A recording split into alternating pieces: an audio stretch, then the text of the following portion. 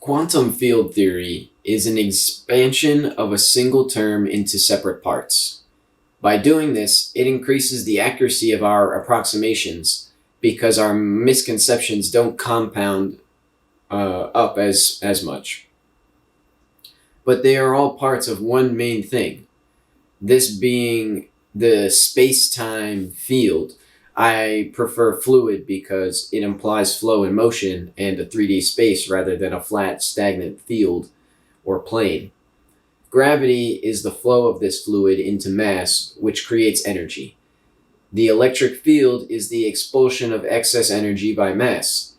This expulsion of energy creates the magnetic field when it interacts with another mass by pushing them around or out of the way.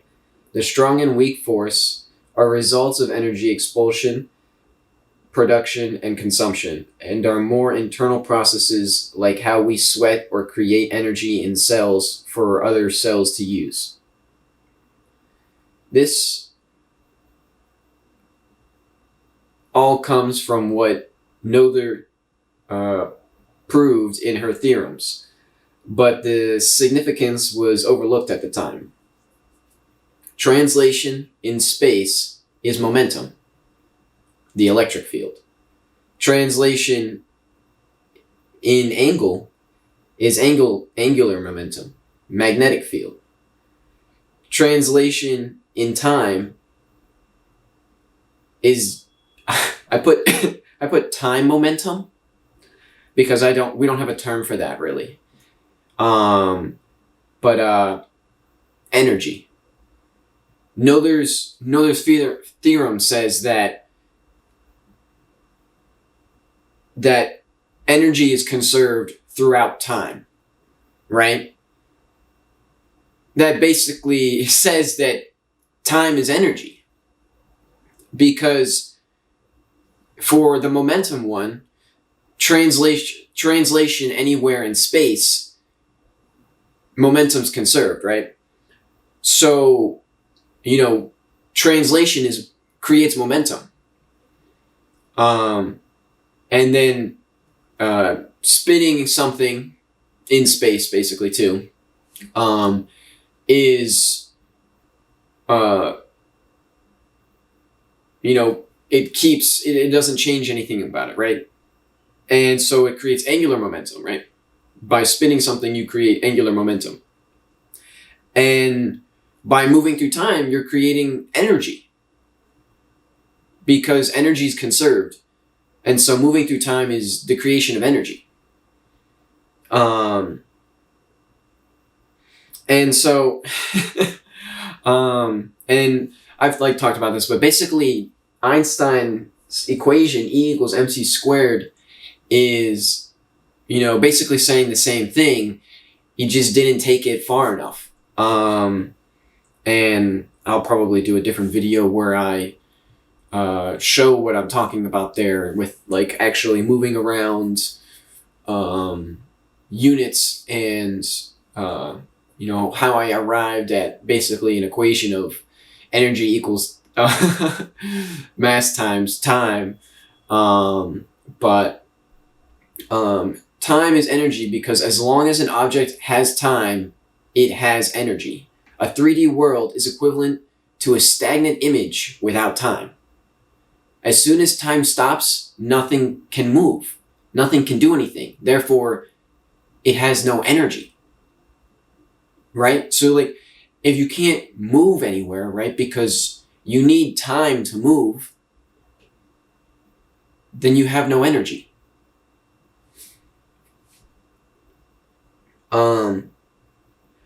Energy is conserved in the short term, and this is something that I found out recently, because everyone talks about energy has to be conserved, but but what Noether also found out is that energy is not conserved. In the long term, it's not conserved. In the short term, yes, it's basically conserved, because it takes a while for the actual, it's a slow drip of deconservation, I guess. but energy is not actually conserved in our universe. That's actually kind of a lie. For most things, it's correct, but in the long term, it's a lie. Which makes sense because if energy is not being conserved, some of it's being turned into unusable energy, which is potentially like dark matter. I think dark energy is the source of our energy, and dark matter is the result, is like the waste product of that transfer. And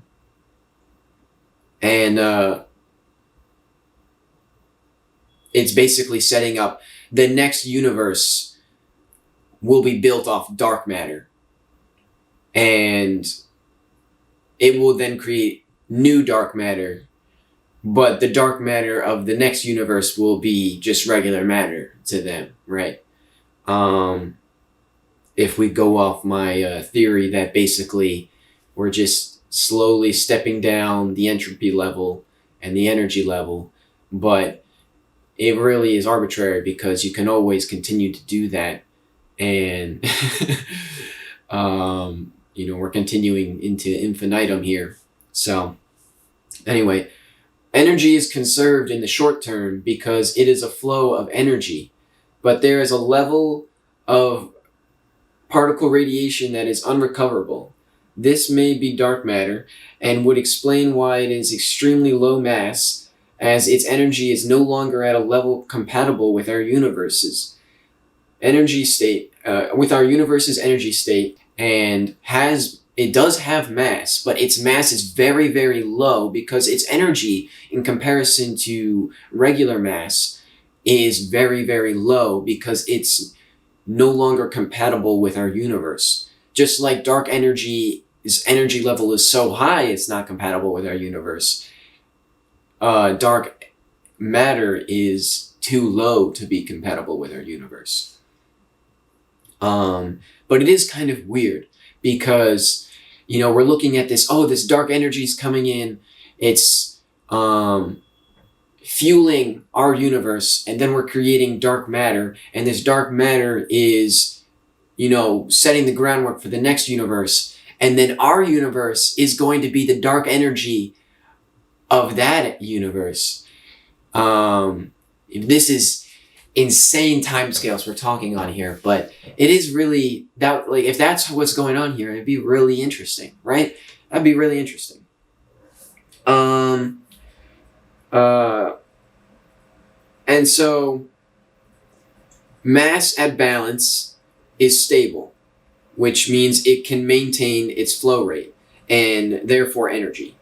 Unbalanced mass, or unstable or radioactive, loses excess energy and has to release mass as this happens, which is decay, until a balanced flow state is reached. So I have an analogy here that I want to kind of explain with what I'm talking about. So I'm going to try and draw it. But basically what I'm saying is that imagine the flow of time is our energy source, right? And that is a river that is just flowing. And then we put in maybe like a slight canal or like a pipe or something, and we dig a pond off to the side of the river, right? So we can say that this pipe or canal that we put in is now taking water from the river and transferring it into our pond. That pipe or canal is mass. And then our pond is basically the energy of that mass. And then the flow of the river is the flow of time, and also is basically the source of energy. So basically, as time flows by, mass is converting that flow into energy that we can use. And this energy that we can use, fills up in this pond that we have. Now imagine that, you know, we have our pond filling up, but we also have, you know, a dam set up or a spillway. We set up a spillway of some kind, and as our pond fills up, once it gets to, you know, the level we want it at, right? The full level, as deep as we dug it, we set up this spillway so that we don't flood like the area around. We just want enough water for our pond. We don't need to just pour water everywhere, right? We don't want a mess. So we have a spillway that will return the water back to the river or something, or will spill into maybe another pond. It doesn't really matter. That's getting into things farther than I need to for this. So we have a spillway there, and basically what that does is we keep bringing water in. We don't shut off the pipe, but we just let the excess water flow out, right? And so as long as the river is flowing, which the river is always flowing, we don't have to worry about the river, you know, drying up. It's never dried up before, so as far as we're aware, we don't have to worry about it drying up. So we're going to keep bringing water in, but we'll just, the level of our pond is going to stay level. It's not going to change, because as long as we have a constant flow coming in, that's also the flow that's going out, right? But imagine it rains, right? Well, now our pond is the water level was already at the max, basically, but now it's higher than the max because it rains. So we got additional water added to our system that we didn't really account for. Well, we got to get rid of it somehow. So it goes gushing out the spillway, and we got to keep spilling water out the spillway until we get back to that equilibrium state. And that's basically what's going on inside like atoms and inside particles. Is as mass, they are creating energy, but they're creating at a rate that they, you know, are built to maintain. And if they want to bring in more energy, right, they've got to expand their pipe or their canal. They've got to make it bigger so that the flow is stronger. And then they also have to make a bigger pond, right? So that they can hold that extra flow of water. Or they need to leave the pond the same size, increase the flow rate, but just have more things taking water from the pond other than the spillway, right? So imagine you have, you know, from your pond that you have here, then you add in a pipe that goes to your house, and then you add a pipe that goes to your animals, and then you have a pipe that goes to your neighbor's house, right? And you keep adding in these pipes that are taking energy away from your pond, and you know, as long as the flow's coming in, you can maintain that. But then if you keep adding in these pipes, right? Eventually, you're going to be taking out more water than is coming in, right? And then once you're taking in more water, taking away more water that's coming in, then either you gotta find, like you need to dig a bigger trench, or you gotta start cutting pipes off, right? So that's basically what's happening. These atoms get loaded up with a lot of water, and they say, oh, I've got so much water in my pond right now, I could do so many things with this. I'm going to put my sprinkler system on it. I'm going to put my neighbor's sprinkler system on it, right? Let's just spread it around. Everyone gets some. But eventually, they drain their pond, and this spillway, this spillway that they have, is no longer spilling any of that excess water, and they go below their equilibrium point, and they go, uh-oh, I can't sustain all these pipes anymore. So it starts snipping them off and shooting them away. Get out of here! You got to get your water somewhere else. We're fresh out, and that's pretty much what's going on in like most particle scenarios. Like the electron is basically one of the pipes. The pond itself is the nucleus of just and the pond itself is basically the protons. The pipe is just mass in general. And so neutrons get added to the system, and now when a neutron is added, it expands the pipe, but you also need more water, right, to fill that flow. So this gets into me thinking that neutrons themselves aren't totally neutral. And it does make sense in this analogy because they're not expanding the size, they're not taking water out of the system itself, right? Once they're attached to the system, once they're a part of the system, they no longer affect the system, right? But what a neutron does is it adds mass, which increases flow. So it's the equivalent of digging a wider trench or putting in a bigger pipe. And by doing that, you increase the amount of flow, but you also need to put more energy in or more water in that pipe to fill it initially, right? So that's what I think is happening there. The neutrons are adding mass, which in order to add mass, you have to increase the flow, which means increase the amount of energy. So you have to fill that expanded area initially, and then once it's expanded, the flow is constant. And you don't have to worry about filling in that extra space because it's already just getting filled by the flow rate. And so I'll show you my rough drawing here. The lighting is kind of killing it. That might be reversed. I don't know. It doesn't look like anything crazy. But that's kind of what I'm picturing here, and that's what I think it's how the system works, right? The proton is producing, and as atoms grow, right? If you want to keep building your system up, then the proton is the pond, and you have to keep upscaling the pond size or adding protons to the system. And as you do that, you need to add a higher flow rate to the system to keep up with it, right? Because if you have, a tiny flow trickling into a massive pond, it's never going to fill up.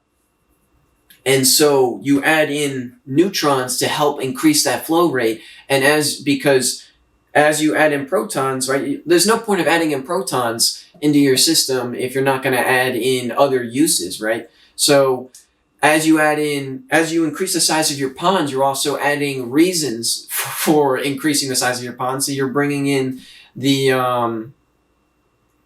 electrons to or like additional pipes to drain away from the system. But if you don't have any extra pipes to add, there's no reason to, add them. And so that's why I think there's a limit on electrons in a system, is because it's like, listen, we don't need these.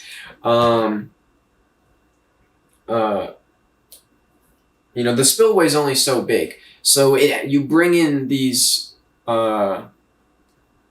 extra pipes or the electrons to prevent the flow from your pond from flooding.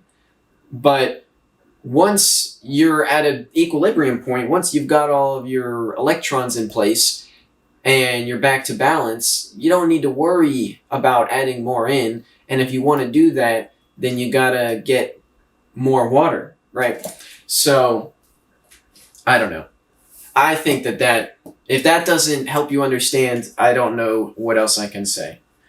But I think that is all I wanted to say for this one.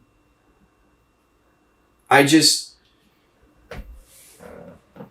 time time is energy. It has to be, because nothing else works without time. So I think it just kind of makes sense that that's what it is. But yeah, so peace out.